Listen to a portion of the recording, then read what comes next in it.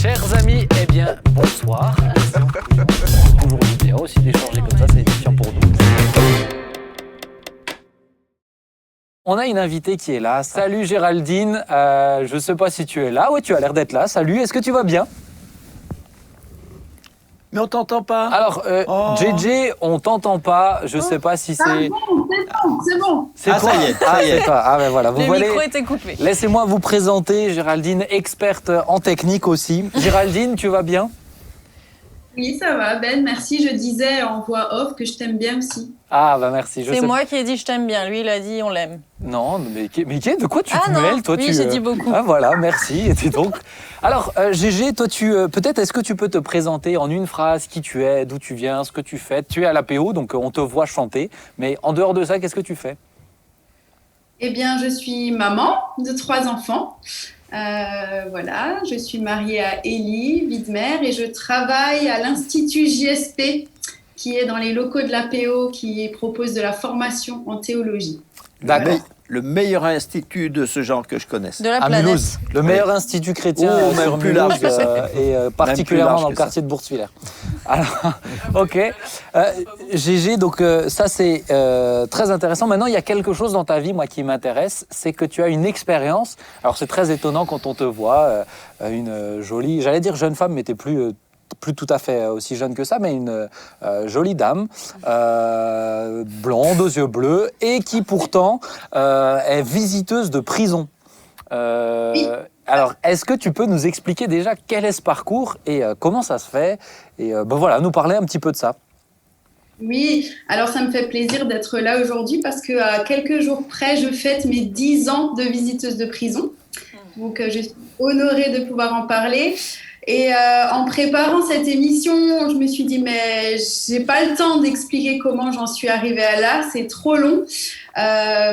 Déjà, avant de commencer mon témoignage, j'avais envie de dire que dans tout ce que je vais dire, je pense aussi à toutes les personnes qui sont victimes. Hein, voilà, je vais forcément dire beaucoup de bonnes choses des personnes que je visite en prison, mais j'ai toujours dans mon cœur aussi les personnes qui sont en souffrance, qui sont victimes aussi. Donc l'histoire est trop longue à expliquer, mais en tout cas, il y a à peu près 10 ans, j'ai appris par plusieurs expériences à reconnaître comment le Seigneur me parle, comment il me dirige. Et j'ai vécu une expérience qui m'a amenée à vouloir être visiteuse de prison depuis toute petite. Hein. J'ai toujours aimé les personnes que personne n'avait envie d'aimer, en fait. J'ai toujours senti qu'il y avait quelque chose au fond et c'était vraiment il y a 10 ans que je me suis rendu compte que le Seigneur m'attendait derrière les murs et attendait que j'aille en tout cas derrière les murs. Et puis quand j'ai pris cette décision, je suis allée voir André Muller à l'époque, qui était visiteur. Il était dans mon église et il était visiteur depuis 20 ans. Et du haut de mes 25 ans, je suis allée le voir et il disait « je veux devenir visiteuse de prison ». Au début, il a rigolé parce qu'en général, c'est surtout les personnes âgées, à la retraite, voilà, qui ont un bagou, quoi, qui y va. Et ben voilà, il m'a pris sous ses ailes et il m'a emmené en tôle, comme il disait. Malheureusement, André est décédé quelques semaines après que j'ai commencé mes visites et donc j'y suis allée comme une grande en prison. Qu'est-ce qu'il faut faire pour pouvoir visiter en prison? Alors, il faut faire une demande d'agrément. Ouais. Qui est très longue à faire. Pour ma part, ça a mis 6 mois jusqu'à que j'obtienne l'agrément. Je suis également entrée dans une association qui s'appelle l'ANVP, c'est une association, l'Association nationale des visiteurs de prison, hein, c'est laïque, mais on est bien entouré parce qu'on a besoin d'être bien entouré. Donc j'ai fait ma demande, ensuite on a une enquête de gendarmerie. Donc, on a les gendarmes qui viennent à la maison, passent des entretiens. On a des entretiens avec des psychologues, avec des personnes de l'administration pénitentiaire pour voir si notre projet est réel, si on a les capacités psychiques aussi de le faire, parce que c'est difficile parfois au niveau moral, psychologique. Voilà, et au bout de 6 mois, j'ai eu ma carte et ensuite, l'administration nous donne une liste de personnes qui souhaitent recevoir des visites. D'accord, ouais, Et ça, c'est ce que j'allais te poser. C'est ce que j'allais te poser comme question justement. Donc en fait, tu reçois une liste et tu choisis dans cette liste où tu vas visiter tout le monde. Ça veut dire quoi une visite? C'est tu les visites une fois, tu fais du suivi. C'est quoi visiter quelqu'un en prison comme tu le fais? Donc, une personne détenue fait la demande, qu'elle ait une famille ou pas, hein, elle fait une demande d'un visiteur. L'administration nous donne une liste, on choisit le nombre, mais on ne choisit pas les personnes. Ils nous donnent des noms et prénoms, un numéro de cellule, et puis on rentre en quartier. On a des petits bureaux à côté de leur cellule, et puis on les appelle, ils viennent, et on les visite à un rythme qu'on choisit ensemble. Et ensuite, on va les voir jusqu'à ce qu'ils soient libérés. Et, Ouais. et donc, mais en fait, et vous faites quoi? Parce que vous, je veux dire, on dirait un peu des entretiens, mais tu vas pas boire un café. Tu fais quoi? Tu apprends à les connaître, vous discutez de tout, de rien, où il y a un objectif pendant les moments où vous discutez? Alors, je vais reprendre une phrase qu'André Muller me disait toujours. Il me disait, quand tu vas en tôle, et je vais le dire un peu moins cru que ce qu'il me disait, mais il me disait... C'était un personnage. André Muller, c'était un personnage. Ah non, mais il était extraordinaire. Il me disait, tu tais, tu les écoutes et tu les aimes. Voilà, c'était ces trois choses. Et depuis 10 ans, c'est ce que j'essaye.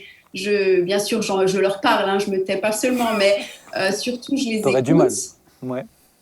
Et j'essaie d'avoir toujours un regard bienveillant, je les motive, j'essaie aussi parfois de les aider parce qu'ils vont revenir dans la société, donc ils ont besoin d'entendre qu'est-ce qu'ils peuvent faire peut-être de mieux. Et puis voilà, et j'essaie d'avoir des sentiments positifs et bienveillants envers eux. Tu peux visiter des hommes et des femmes ou que des femmes? Non, je peux visiter des hommes et des femmes, mais en 10 ans, j'ai dû visiter à peine une dizaine de femmes. Je visite quasiment que des hommes. Et alors, là, je vais te poser une autre question, mais elle n'était pas prévue dans celle que je t'ai envoyée, mais c'est pas, tu te doutes bien de ce que je vais te poser comme question. C'est quoi l'ambiance quand tu vas voir un homme en prison qui n'a pas vu de femme peut-être pendant 4 ans? Ça se passe bien? Peut-être. Oui. Je veux dire, en fait, je veux dire, dans l'inconscient de ceux qui connaissent pas le milieu carcéral, il y a toujours ce côté, attention, une femme qui rentre, tu vois dans les films, tout le monde la siffle, etc. C'est pas ça que tu as vécu, quoi. Je peux pas dire que j'ai jamais eu de sifflement parce que ça fait partie. Oh, puis ça fait plaisir de se faire siffler. Oh, n'importe quoi.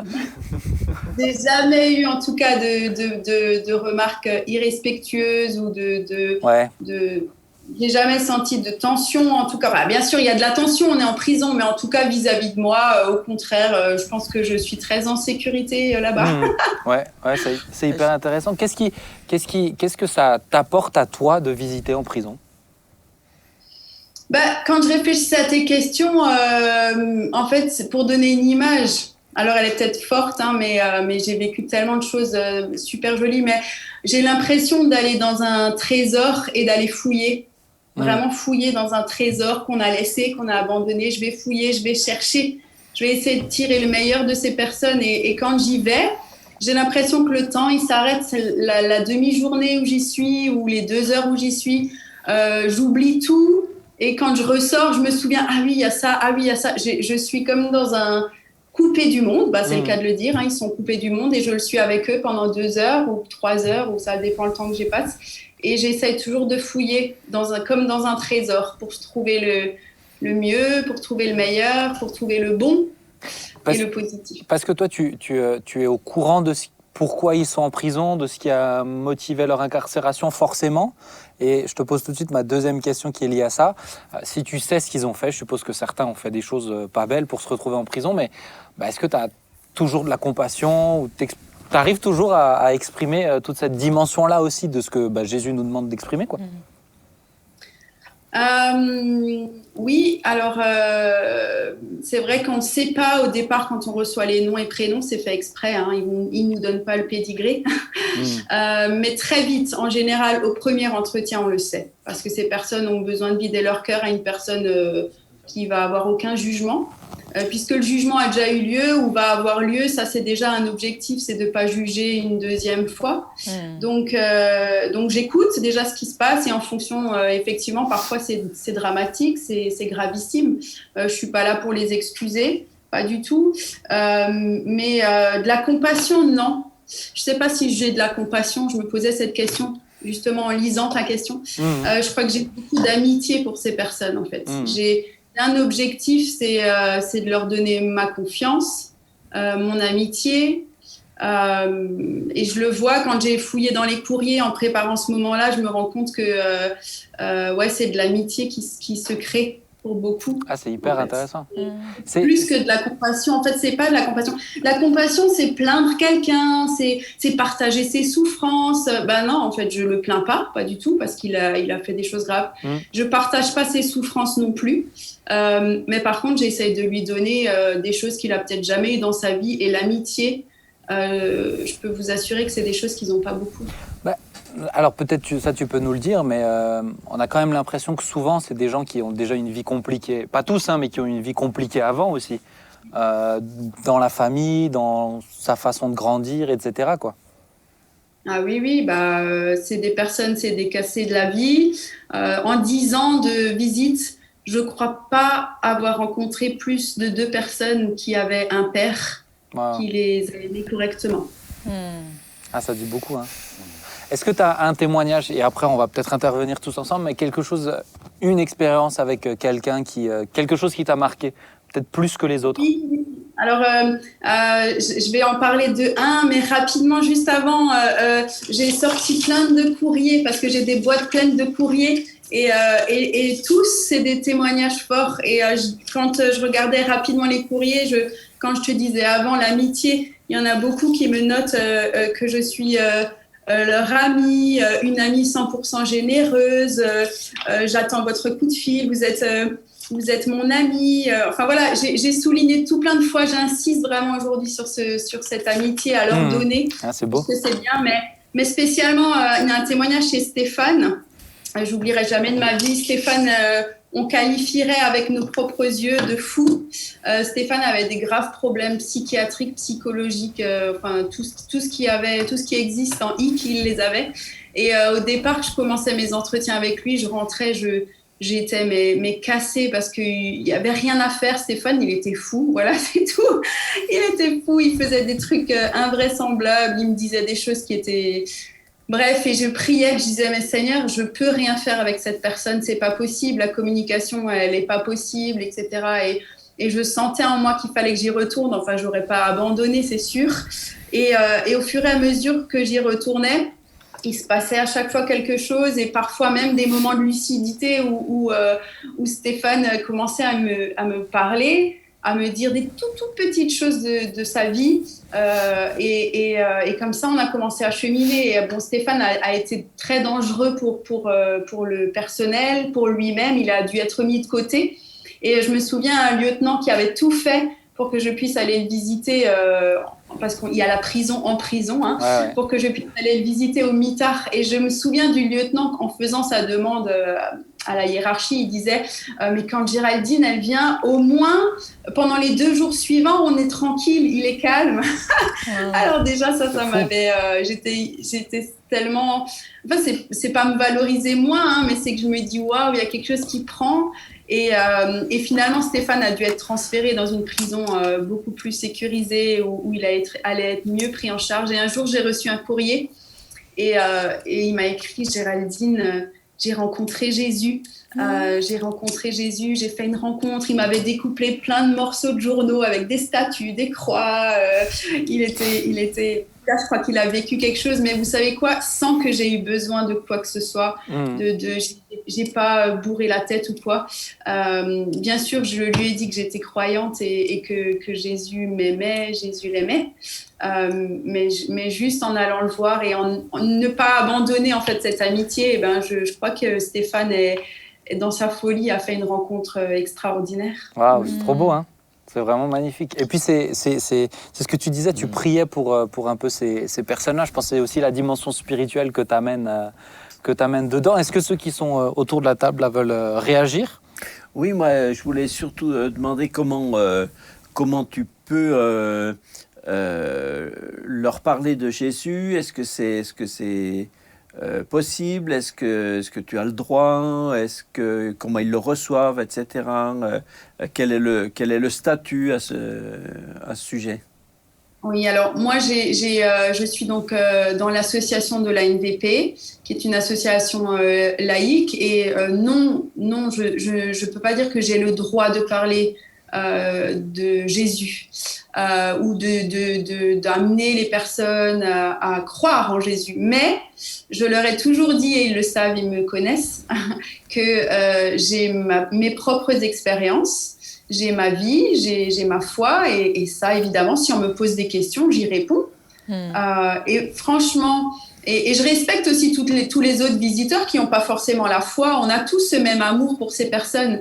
Mais quand on me le demande à moi, mais pourquoi vous m'aimez comme ça? Pourquoi vous êtes comme ça? Je leur dis mon pourquoi. Moi, chacun peut répondre son pourquoi. Donc, quand je réponds mon pourquoi, parce que voilà, j'ai reçu moi l'amour de Jésus en première et j'ai envie de le donner autour de moi. Et bien, là, j'ai le droit. Enfin, je pars du principe que j'ai le droit. J'ai toujours été très respectueuse. J'y vais pas pour objectif d'évangéliser. Ouais, c'est ça. Je suis claire là-dessus. C'est pas mon objectif. C'est pas pour les aimer. Les aimer, ouais. J'ai un objectif premier, c'est d'abord de les aider et ensuite de les aimer. Et quand on aime quelqu'un, forcément vient à un moment donné cette discussion d'où vient l'amour, d'où vient voilà, et on y arrive à parler. Ça se fait naturellement, quoi. Oui, moi je n'aime pas y aller dans un but précis absolument pour ça. Est-ce que les Parfois autres, on peut ne pas en parler pendant un bon bout de temps et ça va pas me gêner, mais on y arrive toujours un peu. Et c'est parce que je suis pas prisonnier que tu me permets pas de parler ou c'est comment que ça se passe? Non, je t'embête. Moi, Géraldine, j'ai une petite question à te poser. Je peux pas en placer une, moi. Alors, j'ai tout de suite j'ai sauté sur l'occasion au cas où si Johanna avait la même.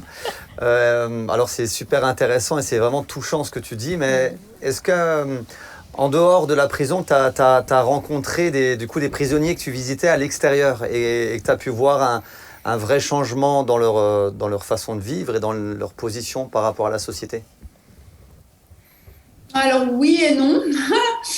C'est compliqué dans le sens... Oui, je les vois à l'extérieur, pas tous, parce qu'il y a certaines personnes, pour notre propre sécurité, ne connaissent même pas notre nom de famille. Mais d'autres que j'aime et j'apprécie avoir un temps à l'extérieur. Après, souvent encadré, ou du moins avec mon mari, voilà, puisqu'on reste des hommes et des femmes. Et je pense qu'à l'extérieur, il n'y a plus le cadre. Donc, j'aime pouvoir remettre un cadre avec Élie, mon mari. Donc, on les rencontre à l'extérieur après et on a déjà vu des changements.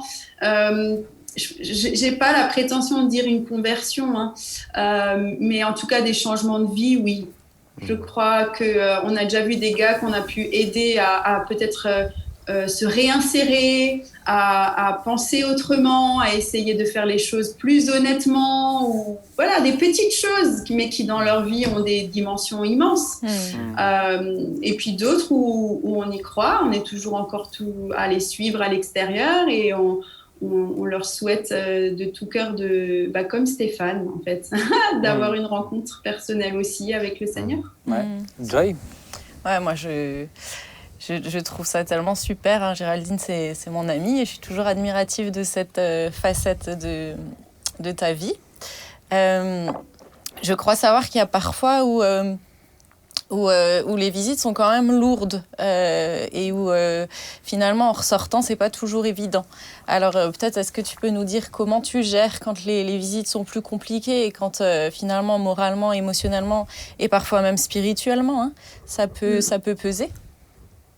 Oui, là, c'est sûr que je fais un joli tableau, mais des fois, effectivement, en sortant, on peut avoir entendu des choses très dures ou visiter des personnes où, personnellement, ça prend aux tripes.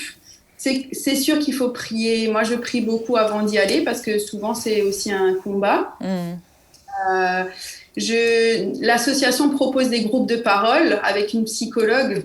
Parce que souvent, on a besoin, ce qu'on a entendu, de le ressortir. Moi, ce n'est pas mon cas. Je ressors à la maison en rentrant, je raconte. Et puis, j'écris beaucoup. J'écris dans des carnets. Donc, j'écris ce que j'ai entendu. Ça me fait du bien. je le remets au Seigneur. Mais effectivement, il y a parfois, c'est difficile. J'ai déjà eu besoin aussi de faire des pauses, d'un mois ou 2 mois, parce que C'est trop. mes épaules, elles sont quand même toutes petites, et on les porte. Moi, je les porte, alors peut-être que je fais un peu trop. Mais en tout cas, ouais, des fois, c'est difficile. Mais comme disait Ben, il y a un sens à tout ça. Et l'autre fois, je lisais dans un bouquin, il y avait écrit « Trouver le pire d'entre les hommes ». Et il y a des chances pour que Jésus soit déjà en route pour aller le voir. Et donc, du coup, à chaque fois, chaque semaine, en tout cas tous les 15 jours actuellement, je me mets en route pour aller les voir. Et que ce soit positif ou des fois moins positif, on y arrive. Ouais. Et puis ce qui est chouette aussi, là c'est moi qui t'ai coupé la parole, Vas-y. c'est que tu peux le partager aussi avec Élie, vu que lui aussi le fait, donc je trouve ça... Il peut te comprendre quoi aussi finalement dans ce que tu vis pendant les visites. Élie, ton mari, il est devenu visiteur de prison aussi. Hein. Ouais, 2 ans après moi, parce qu'il me voyait rentrer tellement enthousiaste, tellement ravi. Il me disait, il faut que j'aille voir ce qui se passe là-bas dedans, il y a un truc. Donc, ouais, il est devenu visiteur. Il fait beaucoup moins parce que son travail lui prend du temps et il a pas mal d'engagement, mais il a sa carte de visiteur et on visite pas ensemble, on n'a pas le droit. Mais c'est sûr qu'on peut du coup se comprendre, en tout cas. Et je pense qu'il le faut que le conjoint le comprenne parce que sinon, ça peut être... d'aller visiter des prisonniers toute seule, s'il ne le comprend pas, ça va être compliqué. Hein. Ouais. Mais en tout cas, moi, je trouve que c'est hyper intéressant. Je sais qu'une fois, j'ai eu l'occasion d'aller apporter un message dans une prison et ça a été... je stressais beaucoup, hein, vraiment, étonnamment, plus que de prêcher devant l'Assemblée. En Angleterre. Et moi aussi. Non, c'était en France. Et je dois dire sincèrement, je me suis senti comme un poisson dans l'eau. J'attends qu'une chose, que mes amis qui ont le droit d'aller prêcher dans les prisons me réinvitent parce que je reviens tout de suite. Vraiment, j'aime beaucoup ça, c'est incroyable comme expérience. Et puis, c'est des gens qui ont besoin d'entendre en fait parler de Jésus. Et Gégé, moi je voulais juste te remercier. Je te laisse juste le dernier mot parce qu'il faut qu'on avance. Mais j'ai encore 1 million de questions. Je t'inviterai à la maison pour te poser toutes mes questions. Je voulais te demander si en 2 phrases, quelqu'un se pose la question, mais est-ce que tout le monde peut le faire? Et surtout, qu'est-ce que je peux entamer? Par quoi commencer? Qu'est-ce que tu lui dirais? Non, tout le monde ne peut pas le faire. Et merci. C'est pas avec prétention. Non, je t'en Ouais, tout le monde ne peut pas le faire. Et qu'est-ce que tu dirais à quelqu'un qui peut-être le sent mais n'est pas sûr? Comment tu l'aiderais là? Qu'est-ce que tu lui dirais? C'est sûr, il faut être sûr que c'est sa place. Je veux dire, clairement, si le Seigneur nous dit pas je te veux là, c'est dans tous les cas comme ça, mais particulièrement à cet endroit-là parce qu'il y a des enjeux quand même énormes. Il y a des enjeux énormes psychologiquement pour nous. On peut faire aussi des gros dégâts chez ces personnes-là qui sont très fragiles psychologiquement. Donc du coup, je pense que pour le coup, il faut être vraiment certain. Et puis de toute façon, les 6 mois d'agrément montreront déjà si la personne tient le coup et va au bout, c'est que c'est déjà bien. Donc ouais, j'encourage maintenant avec douceur parce que souvent on est attiré parce que c'est des endroits un peu croustillants, il y a des histoires croustillantes, etc. Beaucoup de la télé nous amène beaucoup à ça, tous ces esprits criminels et tout ça fait que beaucoup ont envie de faire ça, mais à la fin du compte, c'est pas leur place, donc vaut mieux pas. Gégé, merci. C'est pas très encourageant, mais... Non, mais c'est bien, tu as vraiment ce don d'encouragement. Mais merci beaucoup, Gégé. Merci pour ce que tu fais aussi et pour l'honnêteté. Moi, j'aime beaucoup ça. Je te salue et je te dis peut-être à une prochaine fois. Pourquoi pas te réinviter, parler de ça ou d'autres choses. Tu as d'autres choses à dire, on le sait. Hein, J'attends que ça. Moi, on me demande pas beaucoup comment ça se passe en prison. Ça intéresse pas beaucoup de monde, en fait. Moi, ça m'intéresse. Nous en aussi, tout cas, ça nous intéresse. Merci beaucoup, Gégé. À la prochaine. Merci Ciao, bien. ciao. Salut. À bientôt. Ciao.